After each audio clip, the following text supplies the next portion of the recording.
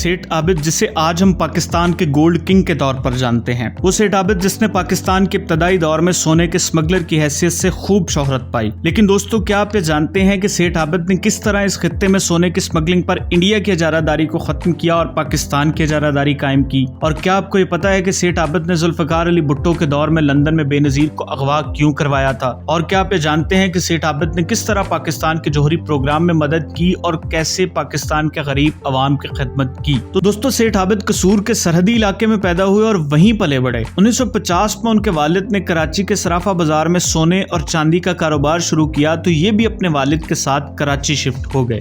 दोस्तों, कराची शिफ्ट होने के बाद कराची में दुबई से कराची के दरमियान सफर करने वाले माहीगीरों के साथ मिलकर सेठ आबिद ने अपना एक बाएतमाद ग्रुप बनाया और इसी ग्रुप की मदद से इन्होंने कराची से दुबई के दरमियान सोने की स्मगलिंग शुरू कर दी और आहिस्ता आहिस्ता पाकिस्तान में सोने की स्मगलिंग में अपनी इजारादारी कायम कर ली। सेठ आबिद पाकिस्तान के साथ साथ इंडिया में भी बहुत बासर थे और अक्सर इंडिया भी आते जाते रहते थे। वो ज्यादातर कराची, दिल्ली, दुबई और लंदन के दरमियान सफर करते थे और अपने स्मगलिंग के कारोबार की निगरानी करते थे। इनकी ताकत इनका बनाया हुआ नेटवर्क था जो बहुत मजबूत था और उसकी बुनियादी वजह ये थी कि नेटवर्क में ज्यादातर लोग इनके अपने रिश्तेदार या बाएतमाद साथी थे। दोस्तों, सेठ आबिद के खिलाफ FIRs तो बहुत दर्ज हुई, लेकिन इन पर कभी भी फर्द जुर्म आयद न हो सकी। 1970 की दहाई में जुल्फकार अली भुट्टो की हुकूमत के आने के बाद सेठ आबिद को हुकूमत की तरफ से मुख्तलिफ रुकावटों का सामना करना पड़ा और इसी सिलसिले में 1974 में सेठ आबिद की लाहौर वाली रहायशगाह पर पुलिस ने छापा मारा और वहां से 12.5 मिलियन रुपए, 40 लाख मालियत का सोना और 20 लाख मालियत की स्विस घड़ियां कब्जे में ली गईं। उसके बाद सेठ आबिद पर केस चलाया गया और इस केस के लिए वजीर आजम ने एक खसूसी ट्रिब्यूनल तश्कील दिया, लेकिन सेठ आबिद इस ट्रिब्यूनल के सामने कभी पेश न हुए और रूपोश हो गए। इनको तलाश करने के लिए एक सर्च ऑपरेशन शुरू किया गया जिसमें पुलिस, आर्मी और नेवी ने हिस्सा लिया, लेकिन सेठ आबिद को गिरफ्तार न किया जा सका। दोस्तों, सेठ आबिद के हवाले से एक और स्टोरी अक्सर सुनने को मिलती है और वो ये है कि हुकूमत और सेठ आबिद की कशमकश के दौरान हुकूमत ने सेठ आबिद की बेटी को गिरफ्तार कर लिया। जैसे ही इस बात का इल्म सेठ आबिद को हुआ तो उन्होंने लंदन में अपने नेटवर्क को इस्तेमाल करते हुए उस वक्त लंदन में जेर तालीम बेनजीर भुट्टो को अगवा करवा लिया और नतीजतन हुकूमत को सेठ आबिद की बेटी को रिहा करना पड़ा। जुल्फकार अली भुट्टो की हुकूमत के खात्मे के बाद सेठ आबिद ने अपने आप को ज़ियाउल हक की हुकूमत के हवाले कर दिया और अपने असासों की वापसी के लिए बातचीत शुरू कर दी। दोस्तों, नई हुकूमत से सेठ आबिद को रिलीफ भी मिला। उसके बाद उन्होंने फलाही कामों में हिस्सा लेना शुरू कर दिया, जिसकी वजह से उनकी मकबूलियत में एक मुहिब्बे वतन और दर्द दिल रखने वाले इंसान के तौर पर इजाफा होता गया। उन्होंने एक फलाही इदारा हमजा फाउंडेशन के नाम से बनाया और बहुत से फलाही इदारों को चंदा भी दिया, जिसमें इमरान खान का बनाया हुआ शौकत खानम हस्पताल भी शामिल है। इसके अलावा सेठ आबिद ने पाकिस्तान के न्यूक्लियर प्रोग्राम में भी बहुत अहम किरदार अदा किया। तो न्यूक्लियर प्रोग्राम के लिए सामान और खाम माल की सप्लाई में सेठ आबिद ने बहुत अहम किरदार अदा किया था।